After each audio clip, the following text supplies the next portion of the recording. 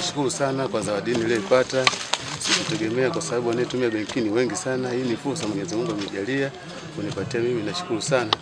Iendelee zawadi hizi kutolewa kwa wakulima, waendelee kuongeza uchumi wao. Unazungumziaje taasisi ambayo imekupa hiyo zawadi? Mimi nasema kwamba iko vizuri kwa sababu mabenki mengine kitu kama hicho hatujawahi kukipata, kwa sababu tumetumia mabenki tofauti ambayo siwezi kuyataja, lakini hatujapata fursa ya kupata zawadi kama hizi.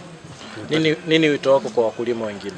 Wito wangu kwa wakulima wengine, naomba wajiunge katika benki hiyo, na hivi vitu vinatolewa sio kwamba labda wanafanya michezo, hapana. Hivi vinatolewa live ambayo kwamba kila mwananchi ambaye mwenye kupata bahati ya kushinda anaweza akashinda.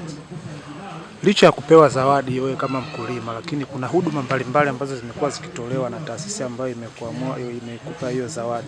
Huduma gani ambazo nyinyi kama wakulima mnafurahishwa nazo, na unatoa wito gani kwa wakulima kutumia hizo huduma zingine tofauti na?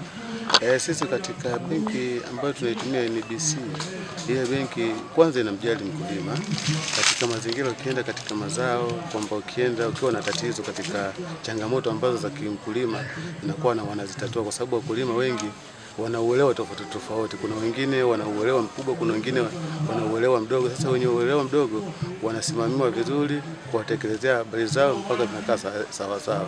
Kwa majina naitwa Rafia Mgongolo, ni meneja wa biashara kutoka benki ya NBC tawi la Masasi.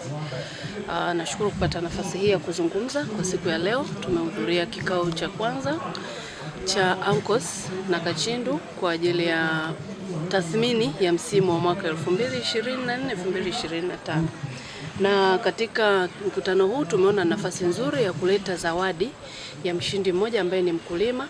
Katika msimu wa mwaka jana wa korosho tulibahatika kuwa na campaign bahati nasibu ambayo ilikuwa inamwezesha mkulima yeyote ambaye atatumia akaunti yetu katika kulipa mazao yake basi angejishindia zawadi.